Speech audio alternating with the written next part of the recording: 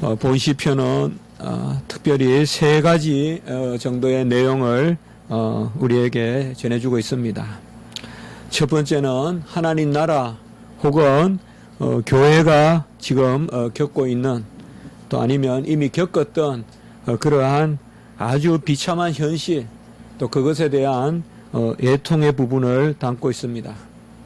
특별히 피가 흐르고, 그리고 8절에 보면 우리가 매우 가련하게 되었나이다, 이렇게 말하고 있습니다.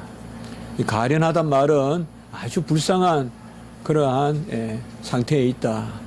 한마디로 생명이 위태롭고, 또 일상적으로 말하면 아주 거지가 되어 있는, 먹을 것이 없는, 입을 것이 없는 그런 처지. 그래서 무엇보다도 오늘 노래의 가장 많은 부분에 우리가 먼저 생각해 볼 수 있는 것은 이스라엘 백성들이 아주 비참한 그러한 현실 가운데 있다. 두 번째는 이러한 현실이 어떻게 주어진 것이냐, 바로 원수들의 잔인함, 그래서 이방을 들어서 심판하시는, 그러니까 하나님의 백성에 대해서 징계하시는 그 부분을 또한 우리가 한번 생각해 볼 수가 있습니다. 하나님께서 이스라엘 백성들의 원수를 들어서 그런 잔인하게 징계를 하시는 그것을 또한 이야기하고 있습니다. 세 번째는 이러한 마땅한 죄에 대한, 결국은 그러면 왜 이스라엘이 이러한 가련한 상태에 놓이게 되었느냐, 이것을 바로 시편 기자는 아주 꿰뚫어 보고 있습니다. 그것은 바로 조상들의 죄악이고, 또 9절에 8절에는 보면 조상들의 죄악이 있고, 그 다음에 9절에 보면 우리를 건지고 우리의 죄를 사해달라. 결국은 이러한 징계 혹은 고난의 그러한 본질이, 모든 고난이 또 모든 고난이 다 징계만은 아니죠. 뭐 겨울이 어떻게 징계겠어요. 봄을 맞이하는 어떤 그런 준비죠. 그래서 모든 것이 다 그러한 징계는 아닌데, 오늘 특별히 오늘 여기에 이러한 가련함은 바로 하나님의 징계, 곧 죄로 말미암아 이러한 일들이 일어난다. 그래서 이 죄에 대해서는 긍휼을 베풀어 주시고, 그리고 저 원수들에 대해서는 보응하소서. 그래서 어떻게 보면 가장 전형적인 그런 시편의 노래, 특별히 구원 시편.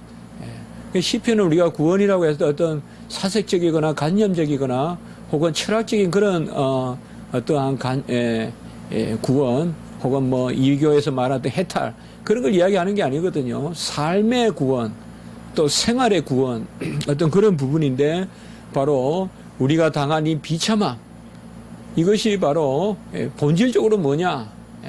그래서 우리가 당한 이 비참함은 특별히 대적을 통하여 우리가 지금 바로 아수르라든지, 그리고 바벨론이라든지, 그러한 이제 나중에 아람이라든지 이런 이제 대적을 통하여 고통을 당하는데, 하나님이여 우리를 불쌍히 여겨서 구원하시고, 우리 죄를 사하시고, 죄 때문에 그러니 죄를 사하시고, 그리고 우리를 징계하는 도구로 사용하신 저 원수들은 주님께서 보응해 주십시오. 물리쳐 주십시오.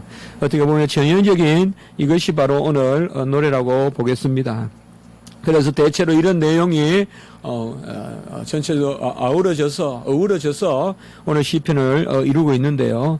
특별히 앞부분에 보면 1절에서 우리가 4절까지가 첫째 부분, 바로 비참한 그러한 현실들, 이런 모습을 보여주고 있고, 특별히 1절이 그것을 가장 잘 드러내고 있습니다. 그래서 1절에 보시면 이방 나라들이 주의 기업의 땅에 들어와서 주의 성전을 더럽히고 예루살렘이 돌무더기가 되게 하였나이다, 이렇게 적혀 있습니다. 이것은 분명히 우리가 역사적인 사건으로 생각해 볼 수 있죠. 그러니까 주의 기업의 땅은 바로 하나님이 주신 가나안 땅, 그 땅에 이제 이방의 나라들이 들어와서 주의 성전을 더럽히고 예루살렘이 돌무더기 하였다. 그러니까 바로 성전과 성읍, 바로 예루살렘 성읍 그리고 하나님의 임재가 있는 성전이 다 더럽혀지고 돌무디가 되었다 이렇게 말하고 있습니다.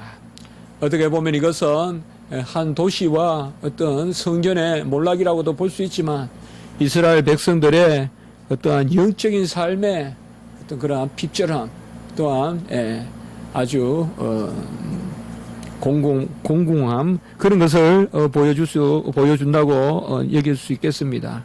세 가지가 나오죠. 땅과 성전과 그리고 예루살렘이라는 그 하나님의 도성 바로 이 세 가지를 우리가 한번 생각해 볼 수가 있겠죠. 땅은 하나님이 이스라엘 백성에게 주신 것이고 하나님이 이스라엘 백성에게 주신 이 땅은 언약의 개념입니다.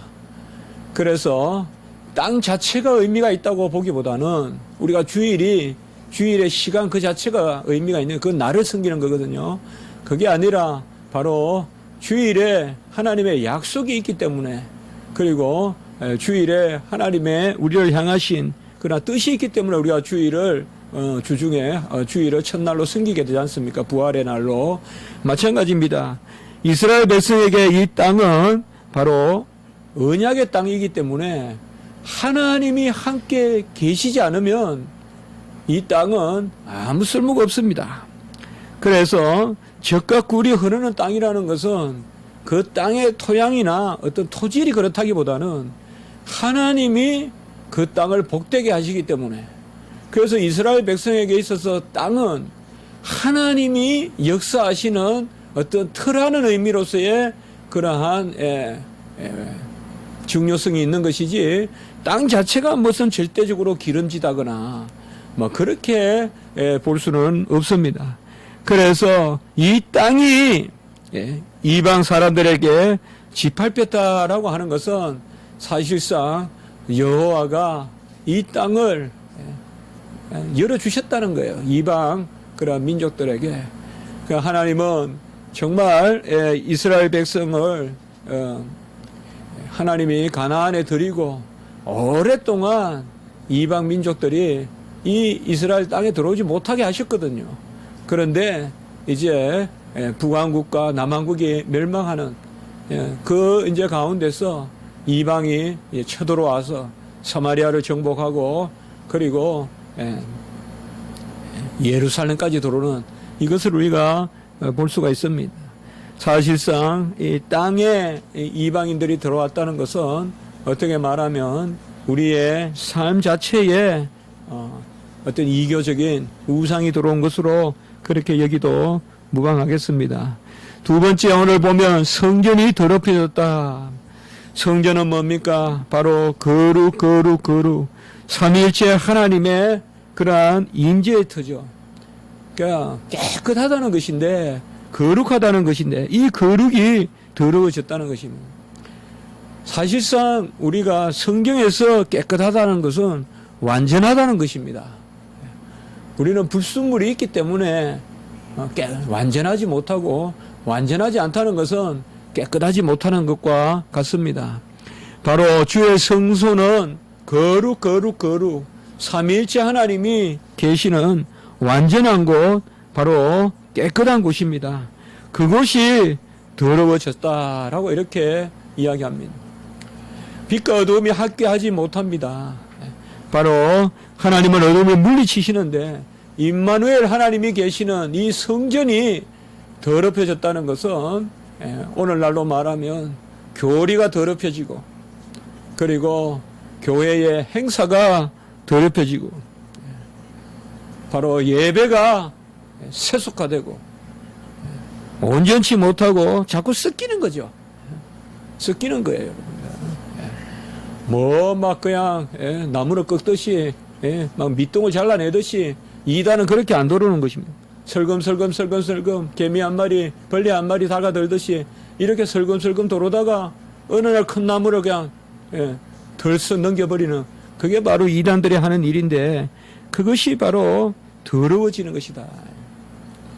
하나님은 중심을 보시고 거룩 완전하신 분이고 특별히 예배 가운데 이사야 6장에 바로 천사들의 거룩 거룩 거룩이라는 찬양을 받으시듯이 바로 오늘날 우리가 이 성전이 얼마나 더러워지고 있느냐, 예배가 얼마나 속화되고 있느냐, 더러워지고 있느냐, 이것을 우리가 한번 생각해 봐야 됩니다.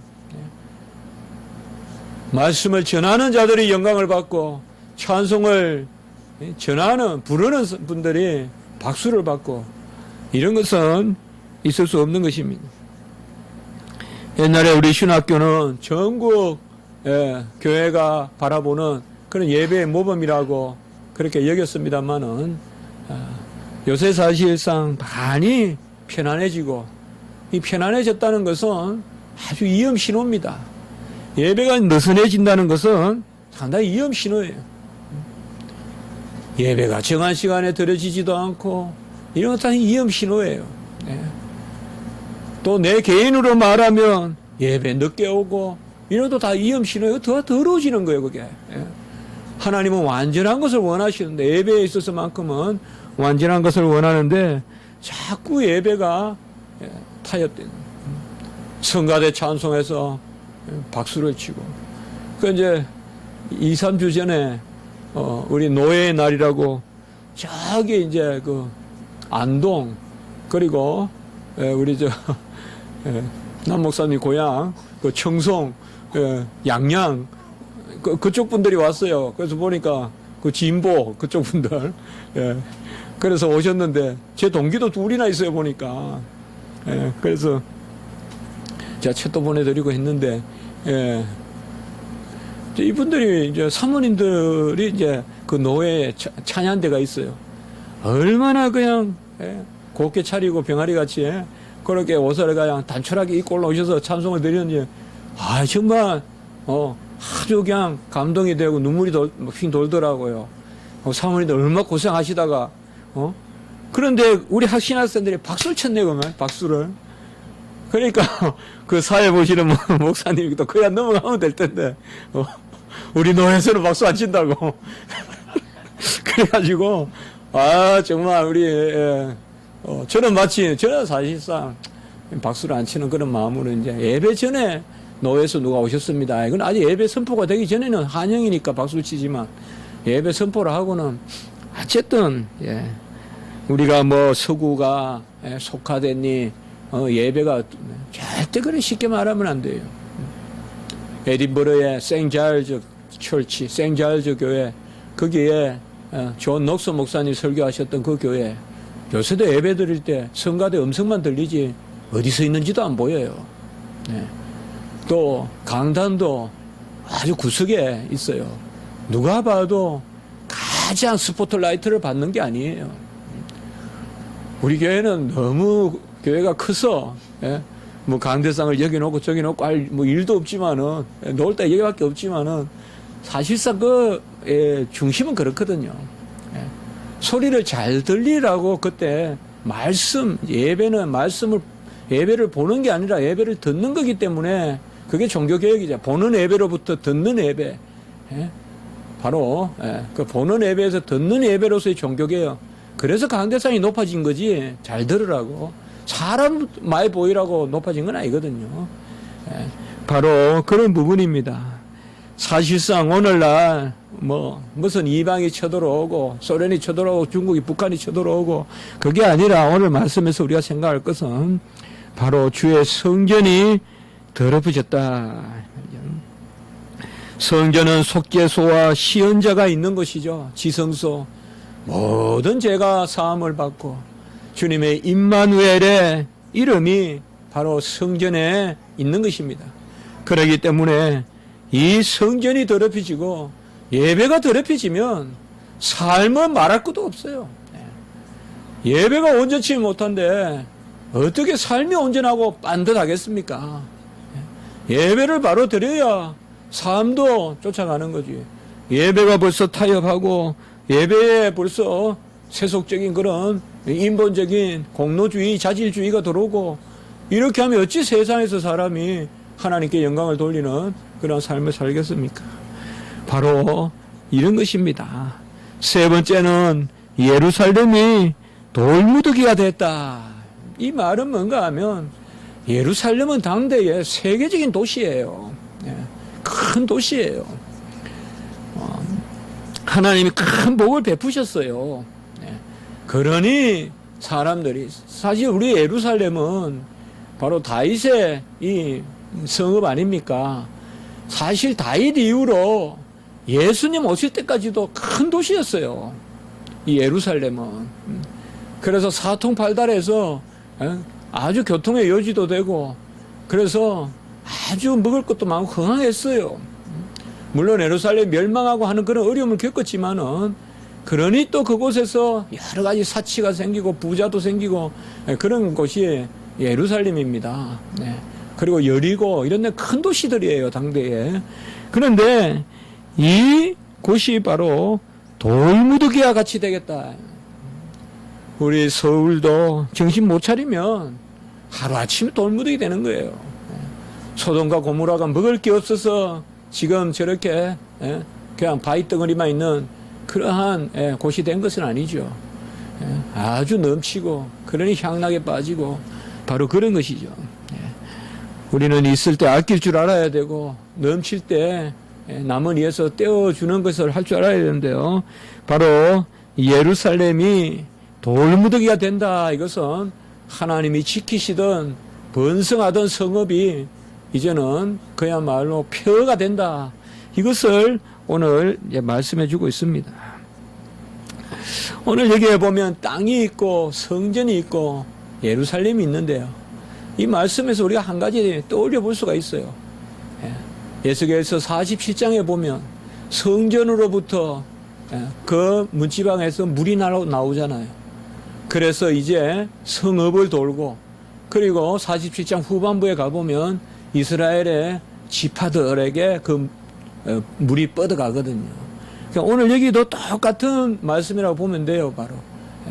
그러니까 성전과 그리고 성읍과 예루살렘 성읍과 그리고 바로 다윗의 성전, 그 솔로몬의 성전과 또 다윗의 성읍 그리고 12지파 바로 여호수아의 12지파 이렇게 야곱의 12지파 이렇게 다 본래 이 도시가 어떤 도시냐 에스겔 47장에 하면 바로 성읍으로부터 생수가 흘러나와서 그 도시를 맴돌고 그래서 실과가 마르지 않고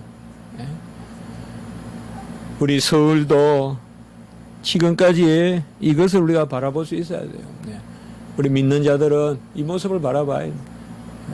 주의 성전으로부터 거룩한 생수가 물이 흘러내려서 이 도시를 지키고 그리고 우리나라를 지키는. 근데 하나님은 이들에게 바로 이방 나라들을 들어서 이것을 바로 무너뜨리고 더럽히고 핍전하게 했다. 이것이 바로 이스라엘 백성들이 겪는 그런 가장 가련한 모습입니다.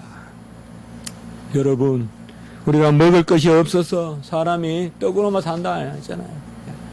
사실 똑같거든요. 잘 먹거나 못 먹거나 사실 똑같아요.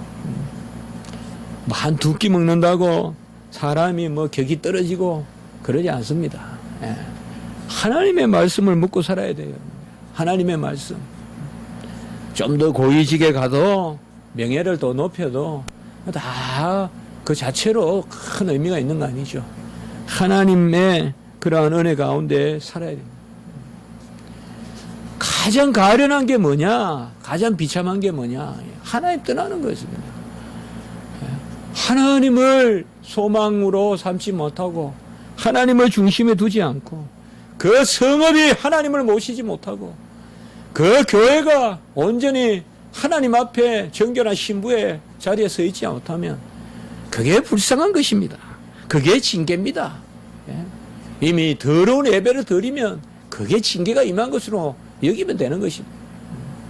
가장 하나님 앞에 우리가 정죄된 그들은 2절에서 4절까지 보면 주의 종들의 시체와 주의 성도들의 육체를 그냥 죽여서 파묻지도 않고 공중의 새에게 밥으로 주고 땅의 짐승에게 또 야생 짐승에게 먹이로 주고 그들의 피가 예루살렘 사방에 물같이 흐르고 아까 에스겔의 성전의 성수가 흘러나와서 정말 발목에서부터 청량하지 못할 만큼 온몸을 가득 채우는 그러한 성도가 거룩한 도성이 말이죠.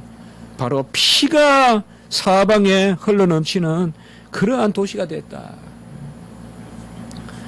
우리는 영적으로 잘 바라봐야 됩니다. 정말 잘 우리가 이 말씀을 통하여서 뭐 다른 것이 번영하고 번성하고 뭐 그래서 하나님이 은혜를 베풀었다 그런 것보다도 정말 참 회개가 있는지 거룩한 삶이 있는지 하나님께 영광 돌림이 있는지 그것을 헤아려서 하나님께 은혜를 받았다라고 하는 것이 맞지 않겠냐. 어찌 거룩한 것을 성령에 속한 것을 육체의 것으로 마치겠느냐. 어찌 이 서울이 하나님의 말씀으로 거듭난 이 도시가 육체의 것으로 마치겠느냐.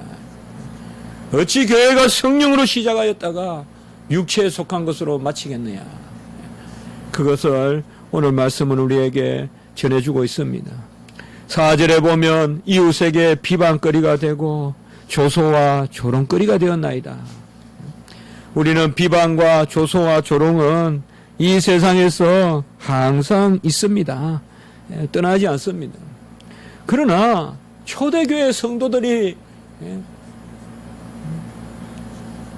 믿는 백성들이 우리 주님이 받았던 그런 조소와 조롱과 여기 4절에 나오는 비방거리와 조소와 조롱은 다릅니다. 오늘날 교회를 향하여서 제가 뭐 지나치게 민감하게 교회에 대해서 너무 자꾸 그렇게 생각하냐?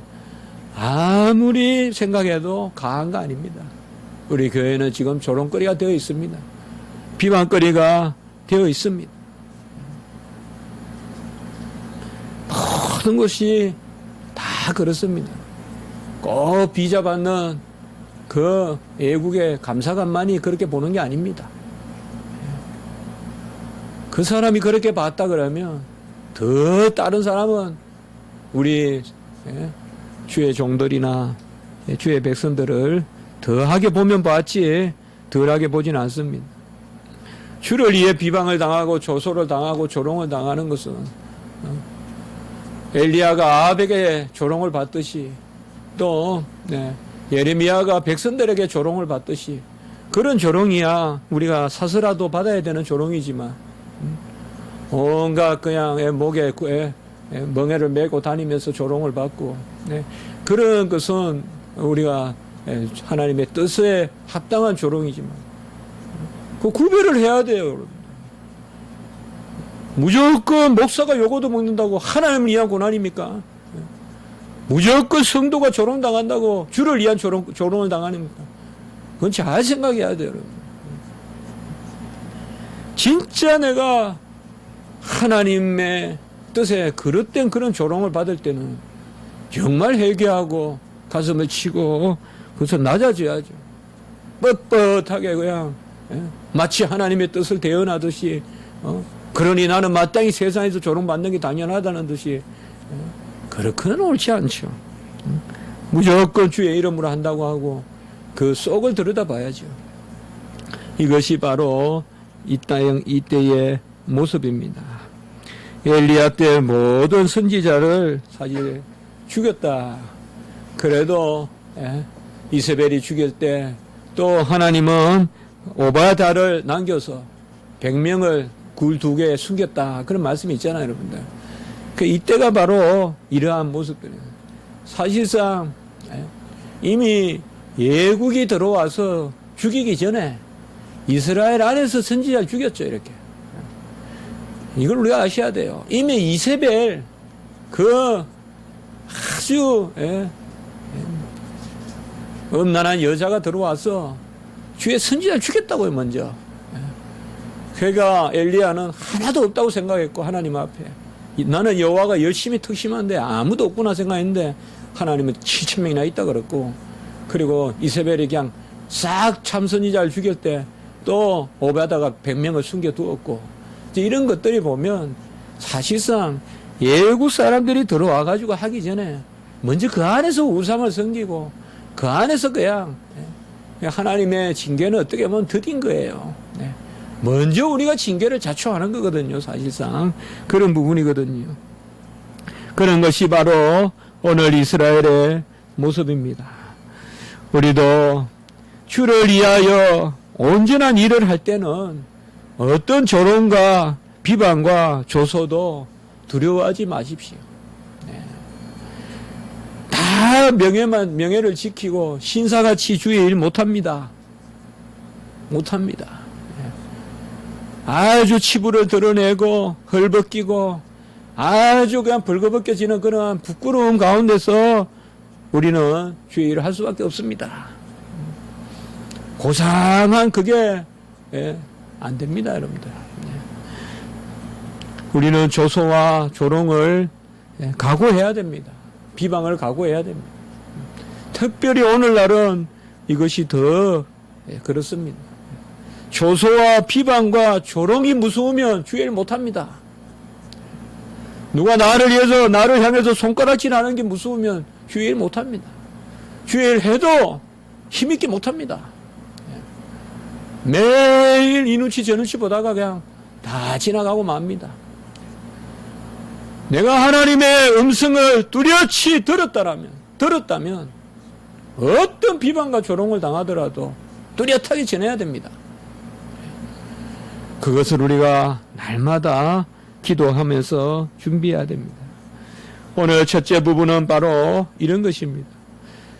우리가 에덴 동산에서부터 보면 아담과 하와가 죄를 지어서 여호와를 피하듯이요, 하나님이 형벌을 내리는 것 같아도 죄를 짓는 것이 바로 형벌이 따라오는 거예요.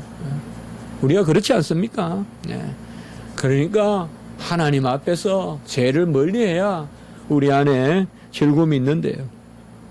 오늘 두 번째 부분에 아까 말씀을 드렸듯이 바로 이방인들이 잔인한 그런 것을 말씀하고 있습니다. 특별히 6절에 보면 주를 알지 못하는 민족이고 주의 이름을 부르지 않는 나라들, 6절에 그들을 세워서 바로 주를 알지도 못하고 부르지도 아니하고, 그러니까 믿고 부르고 고백해야 로마서 10장에 주의 백성인데, 그들은 바로 7절에 보면 주를 모르는 그 백성이, 주를 부르지도 않는 백성이 야곱을 삼키고 그의 거처를 항폐하겠다. 아까 이 야곱이라는 것은 결국 12지파고, 아까 1절에 우리가 그렇게 보았던 이스라엘의 땅, 그 다음에 성전, 또 성읍, 이것을 다 포함하는 개념이라고 볼 수 있죠. 이스라엘의 12지파를 그들은 10절에 보면 특별히 하나님이 어디 있느냐 이렇게 놀리듯이 말하고 있습니다. 이스라엘 백성에게 하나님이 어디 있느냐. 사내립이 와서 교만을 떨면서 그 랍사게나 보면 무슨 너희 하나님이 이런 일을 행하실까. 이제 그런 이제 말씀을 우리가 떠올려 볼 수가 있습니다. 그들이 주를 비방한 그 비방의 7배를 갚으라. 12절에 보면 이런 말이 있습니다. 그러니까 결국 이들의 잔인함은 백성을 죽여서 피를 흘리게 한 그것보다도, 그것도 물론 잔인한 것이지만은 궁극적으로는 주를 알지 못할 뿐만 아니라 주를 찾지 않을 뿐만 아니라 주님이 어디 있느냐라고 아주 건방을 떨고, 그리고는 특별히 12절에 보면 주를 비방했다 이렇게 말하고 있습니다. 주를 비방한 자들에게 그들의 품에 7배나 갚으소서 이렇게 말하고 있는 거 보면 그들의 비방이, 하나님을 비방하는 것이 얼마나 사무치는지 그것을 알 수가 있습니다. 가물 때 우리는 비를 내려달라라고 기도하면 그들은 말하겠죠. 하나님이 어디 있어서 비를 내려주냐? 무슨 너희 하나님이 무슨 뭐 바다에 이렇게 막 조롱하겠죠. 그때 이제 7배나 갚으소서 이 말은 우리에게는 아주 단비를 내려주시고 저들에게는 폭우로 심판해 달라. 7배나 내려주시고. 태양에 빛이 없어요. 아주 흑암이 있어요. 말세에는. 흑암이 있어서 일을 가는데요. 우리는 하나님 아버지 강명한 빛을 주시옵소서. 하나님이 빛을 비춰주세요. 우리는 그들에게는 7배나 그냥 빛을 비추어져 가지고 아예 태워버리는 거예요. 불에 태워버리는 거예요. 우리에게는 적당하게 주시는데 제가 한번 그렇게 생각해 봤어요. 어떻게 보면 주의 백성에게 가장 사무치는 게 뭐겠어요? 나를 요구하고 우리를 죽이는 것보다 주를 비방하는 거 아니겠어요? 네 하나님이 어디 있느냐? 네가 승인 하나님이 어디 있느냐? 그거 아니겠어요? 7배나 갚아달라. 물론 우리가 저주하는 그런 판단을 하는 거 아니지만 여기 시편 기자의 그런 바람은 하나님이 같이 빛을 비추는데도 우리에게는 정말 만물이 자라는 생명의 빛을 비추는 그들은 아주 태워 죽이는 그러한 영원한 불못의 그러한 뜨거운 강선을 비치신다는 말이죠. 바로 이것이 오늘 두 번째 이야기입니다. 세 번째는 이러한 가운데 시편 기자는 아까 말씀과 같이 하나님 앞에 간구를 하는데요.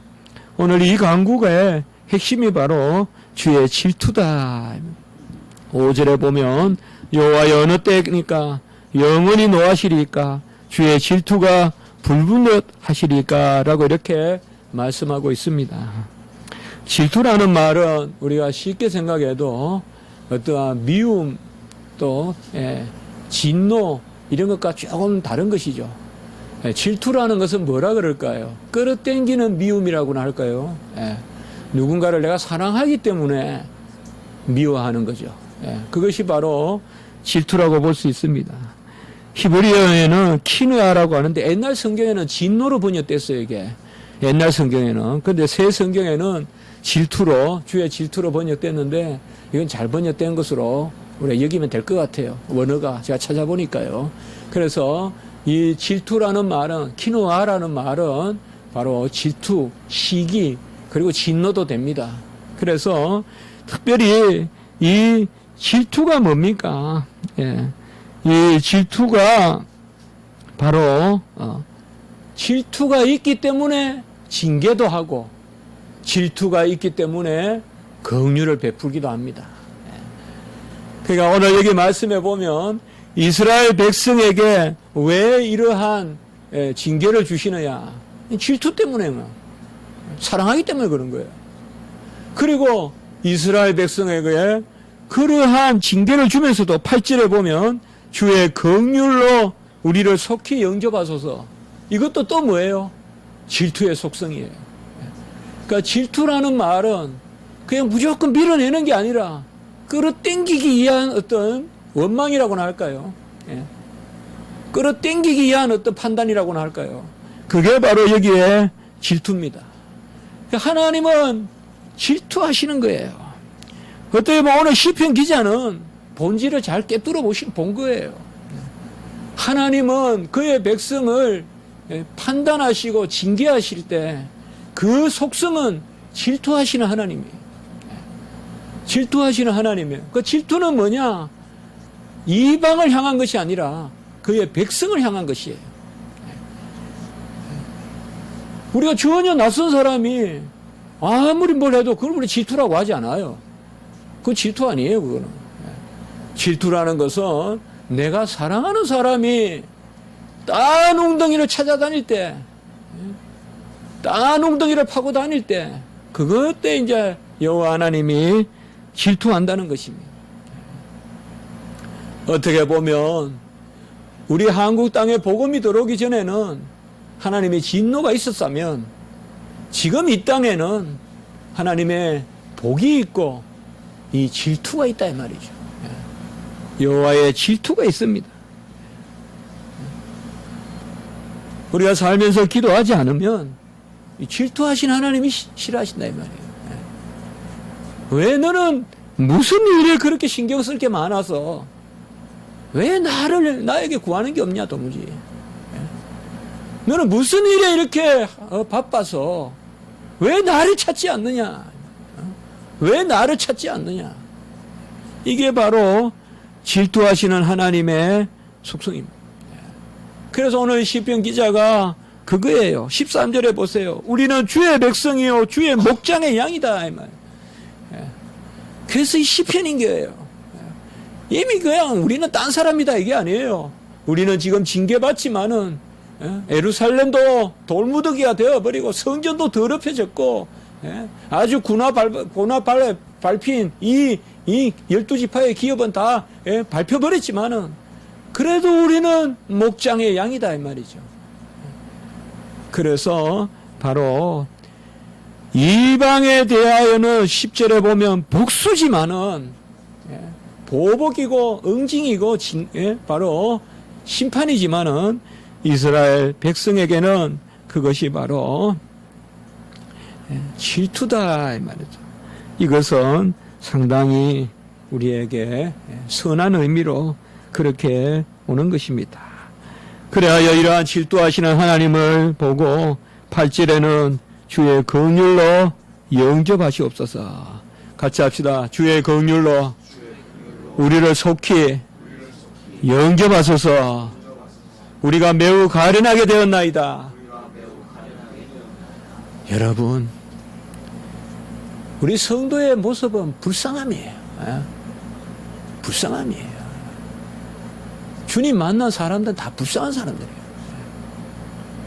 아무리 부자라도 이 가련한 바늘 구멍으로 들어가지 않으면 천국 못 가요.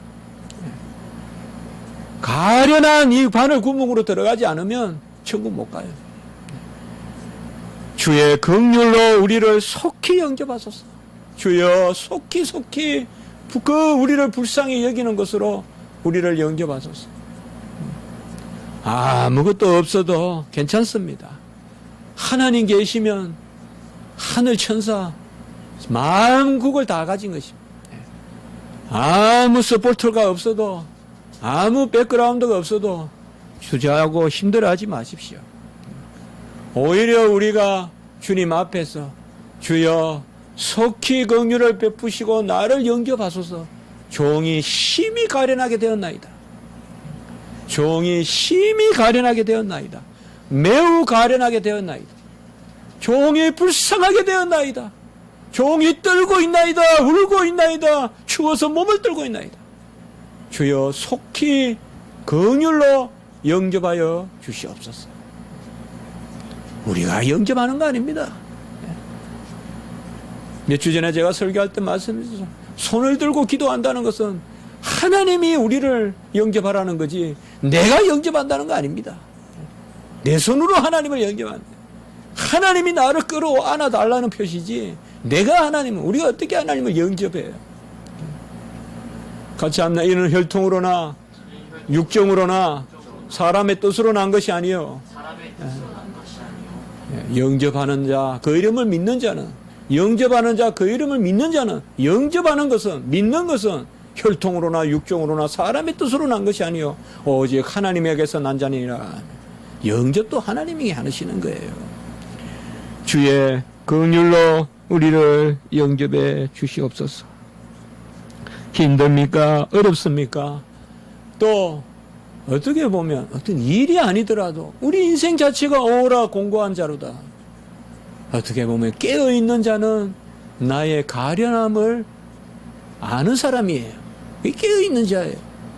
내가 됐다라고 생각하고 나는 넘친다라고 생각하고 나는 온전하다 생각하는 거죠. 그게 잠자는 자예요. 깨어있는 자는 다 가련함을 느낄 수 있어요. 그래서 울게 되고 눈물을 흘리게 되고 하나님 앞에 내 자신을 내어놓게 되는 것이요.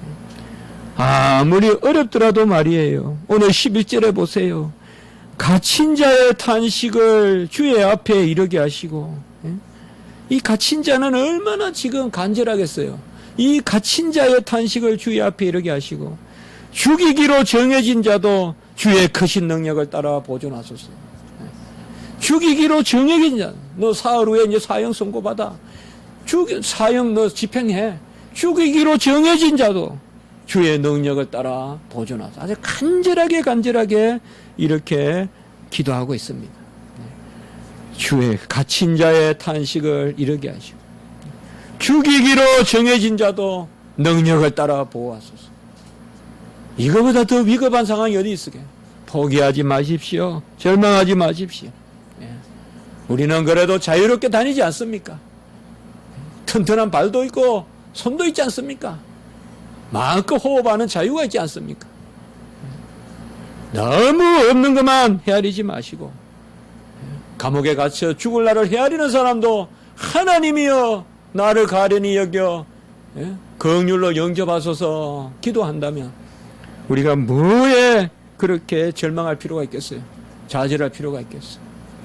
다 하나님이 인도하시니까 하나님 앞에 맡기고 오늘 시편 기자와 같이 주의 질투를 생각하십시오. 우리가 하나님께 가면 하나님은 너무나 기뻐하시고 우리가 하나님께 멀어지면 하나님은 이 질투를 바라시는 것입니다. 한번 기도드리겠습니다. 거룩하고 자비로우신 하나님 아버지, 우리를 향한 질투, 그것이 노함이 될 때는 그치기를 우리가 원하지만 또 우리를 사랑하셔서 우리를 징계하시는 그러한 선한 막대기와 지팡이가 우리 가운데 임할 때 우리는 오히려 이를 인하여 기뻐합니다. 하나님, 주님의 긍휼로 우리를 영접하셔서 우리의 가련함을, 이 비참함을 채울하시고 우리를 불쌍히 여겨 주시옵소서. 감옥에 갇혀 죽을 날을 헤아리는 사람에게도 주님 강구하는 그런 마음을 주신다고 오늘 하셨사오니 우리에게도 이러한 마음을 허락하여 주셔서 절망하지 말고 아버지여 요셉과 같은 상황에 처하더라도 아버지의 큰 뜻을 기억하면서 앞으로 나아가고 아버지여 그 꿈을 기억하는 그러한 우리 주의 종들이 되게 해 주시옵소서. 한국교회가 거룩한 도성이 되게 하시고 이 서울이 또한 한국이 하나님의 은혜 가운데서 정말 생수가 흐르는 땅이 되게 해 주시옵소서. 피가 흐르고 더러워지는 그러한 것들을 제하여 주시고 다시금 회복되는 은혜를 베풀어 주시옵소서. 구주 예수 그리스도 이름으로 감사하며 기도드리옵나이다. 아멘.